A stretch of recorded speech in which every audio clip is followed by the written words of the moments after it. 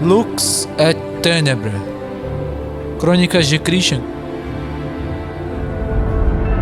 Capítulo 20. A salvação e o Espírito.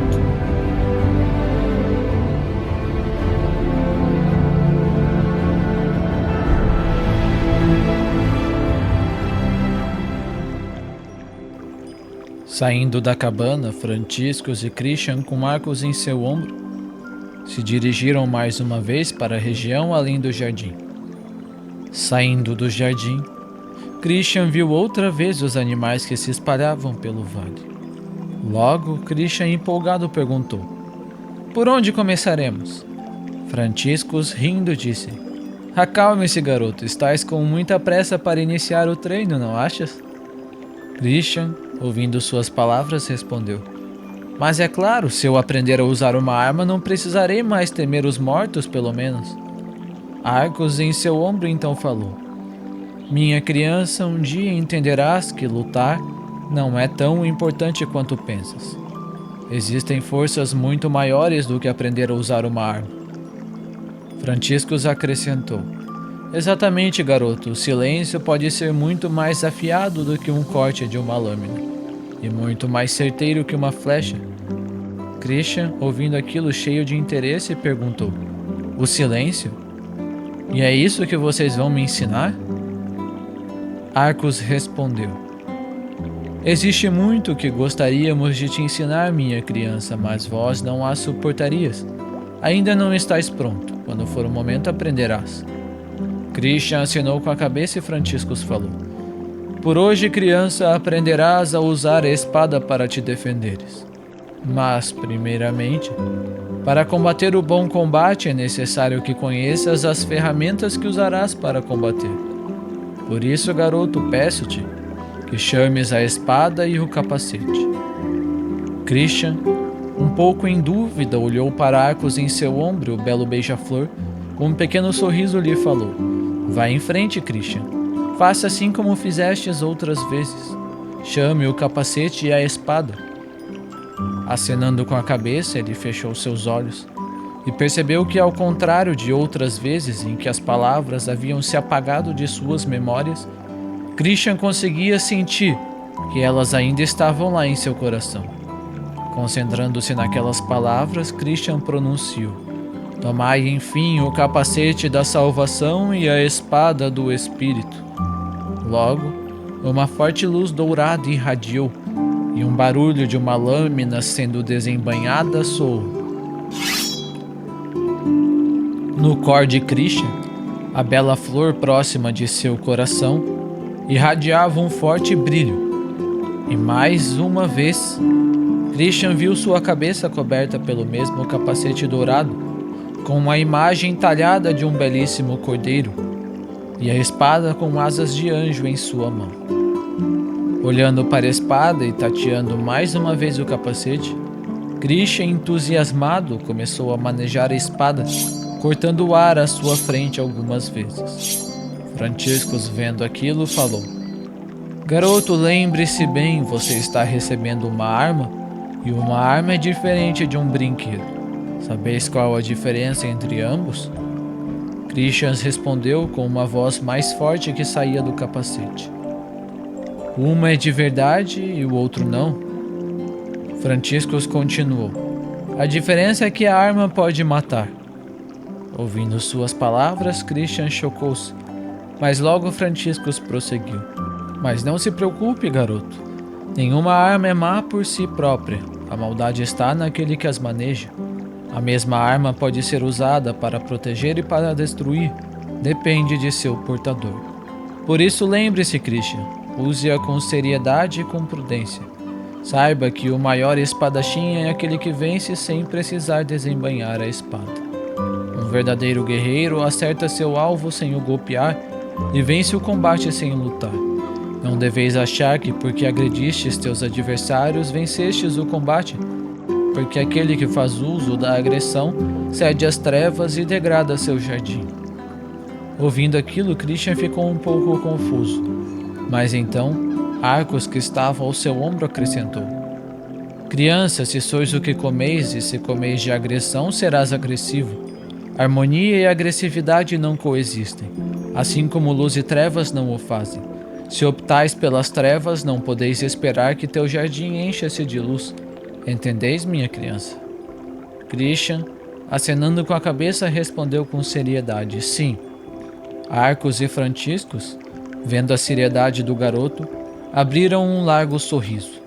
Logo, Franciscos continuou: muito bem, espere um pouco, garoto. Franciscos deu um longo assovio. Passando-se alguns segundos, Christian avistou um tigre que se dirigia rapidamente para onde estava. Ele não o temeu, pois já havia encontrado o tigre entre os animais que habitavam o vale com Franciscos.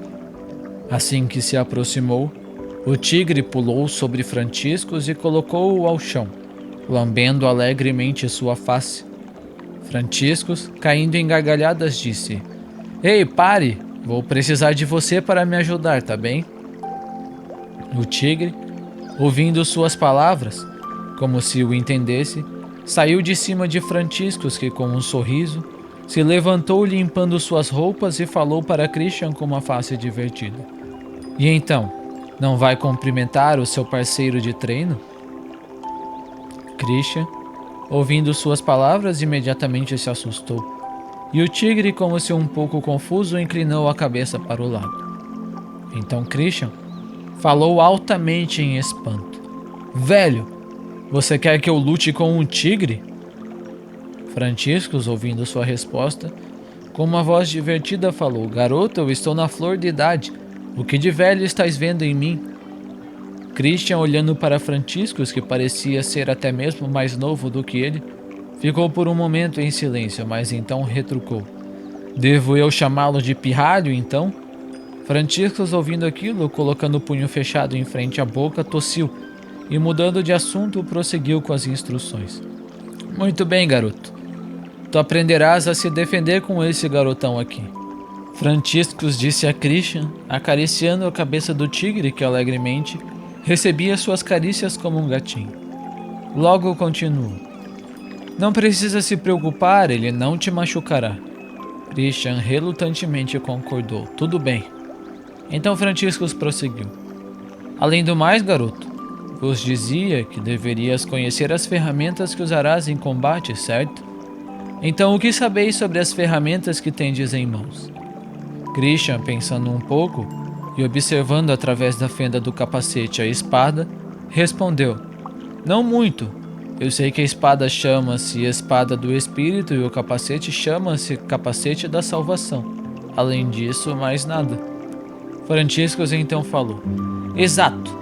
Por isso deveis começar conhecendo-os. Vamos iniciar pelo Capacete da Salvação. O Capacete da Salvação é parte da armadura divina. Ele vos protege dos ataques das trevas.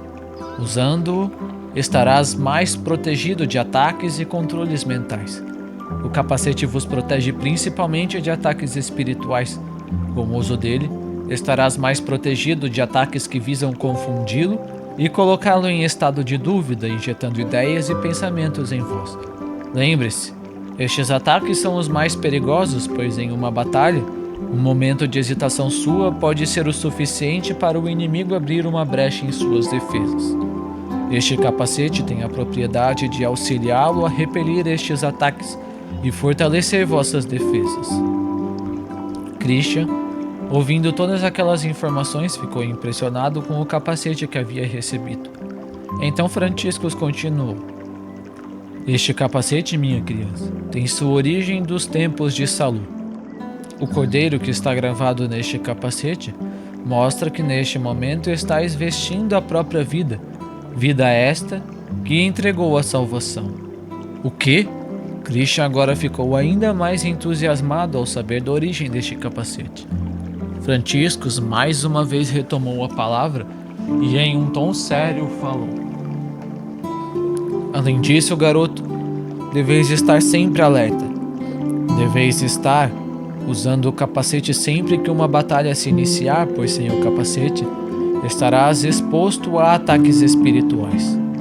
Ao início de cada batalha, deveis estar vestido com o capacete, pois se não o fizer, Os inimigos podem vos atormentar com ataques mentais e até mesmo vos induzir à morte, voltando sua mente para o corruptível e desviando-vos do incorruptível. Percebendo a seriedade de Franciscus, Christian acenou com a cabeça apressadamente, dizendo: "Eu entendo." Franciscus então sorri e continua: "Quanto à espada, garoto, sua propriedade é a luz. Seu brilho pode iluminar qualquer trevas e dissipar qualquer escuridão. Quanto mais se familiarizares com ela, mais facilmente poderás usá-la, até que a conheças plenamente, e então chegarás onde vos falei. Usarás a espada sem precisar desembainhá-la, e unindo-se a ela, até mesmo o vosso silêncio se tornará tão afiado como o fio de uma lâmina. Veja." Então Franciscus virou-se para uma área em que não haviam animais, e sem que fizesse nenhum movimento ou falasse qualquer coisa, à sua frente, uma luz brilhou rapidamente, e então, sem qualquer som, o ar, o solo e tudo que estava na trajetória deste brilho parecia partir-se lentamente, como se cortados por uma lâmina. Então Arcos, ao ombro de Christian, levantou o voo e gentilmente soprou nesta direção. E o ar nas cores do arco-íris que saíam de sua boca ao passar pelas regiões partidas, juntavam-nas novamente, restaurando ao seu estado original. Franciscus, com um sorriso bobo, agradeceu Arcos, dizendo: "Obrigado, talvez eu tenha exagerado um pouco." Arcos, pousando mais uma vez nos ombros de Christian, respondeu com um pequeno sorriso: "Não se preocupe." Christian, saindo de seu estupor, olhou para Franciscus entusiasmado e disse: "Isso foi muito legal. O que foi isso?" Franciscus respondeu: "Garoto, este é o ponto que o verdadeiro espadachim deve alcançar. O estado em que o espadachim torna-se um com a espada. Porém, garoto, diga-me, qual o nome da espada que tens em mãos?" Christian respondeu: "Espada do Espírito?" Franciscus continuou: "Exatamente. A espada chama-se Espada do Espírito e não Espada do Christian, certo?" Christian, acenando com a cabeça, respondeu: "Certo." "Muito bem, se a espada é do Espírito, dependerá também dele, se permitirá que tenhas um conhecimento mais profundo da espada ou não. Deveis receber a aprovação do Espírito para que chegues a unir-se com a espada. E veja bem, quando vos unirdes a ela, vos unirá ao seu espírito. Porém, o espírito, sendo um ser de luz, não encontra repouso nas trevas. E se entregas teu coração às trevas, ele não se unirá a vós. O espírito também pode dissipar as trevas, mas ele também só o fará se derdes a ele vosso acordo. Então, garoto, o real caminho do espadachim não trata-se de duelar com aqueles ao seu redor, mas sim com si mesmo. Somente vencendo as trevas que vos consomem, darás espaço para que o espírito repouse em vós. Cortando a escuridão de seu coração, alcançarás o estado pleno de união com a espada, e entregando-se ao espírito serás conduzido pela espada para o caminho do verdadeiro espadachim." Christian acenou com a cabeça, então Franciscus acrescentou: "Além do mais, minha criança, uma espada pode matar ou pode salvar, dependerá de vós. Um espadachim completo não só está perfeitamente unido à espada, como também guiado pelo Espírito sabe o que deve cortar, quando deve cortar e se deve cortar. Não basta teres uma lâmina afiada, mas não acertardes o alvo. Deveis ser flexível e preciso. Mas isto é algo impossível de alcançar por si mesmo. Por isso, Christian, deves entregar-se ao Espírito. A união plena com a espada não se trata só de usares a espada, mas sim de te entregares ao Espírito para que ele vos use. Somente o Espírito poderia alcançar este perfeito manejo. Então, para alcançar esta perfeição, deveis vos abandonar para que ele te use. Assim, tornas-te verdadeiro portador da espada do Espírito, porque neste momento sois um só com o Espírito. E somente neste momento poderás vencer sem lutar, porque não sois mais vós que o fazeis, mas o Espírito que faz em vós. Entendes, garoto?" Christian acenou com a cabeça, dizendo um pouco confuso: "Um pouco." Arcos em seu ombro, então, com um pequeno sorriso falou: "Não se preocupe, minha criança, um dia entenderás." Franciscus, acenando com a cabeça em concordância, continuou: "Exatamente. Lembre-se, Manejar a espada imprudentemente qualquer um pode fazê-lo, mas manejá-la com perfeição somente o próprio espírito ao qual a espada pertence pode fazê-lo. Agora, garoto, que sabeis um pouco mais sobre a espada que tendes em mãos e o capacete que estais vestido, podemos iniciar teu treinamento. O que me diz? Krisha, entusiasmado, falou: Sim!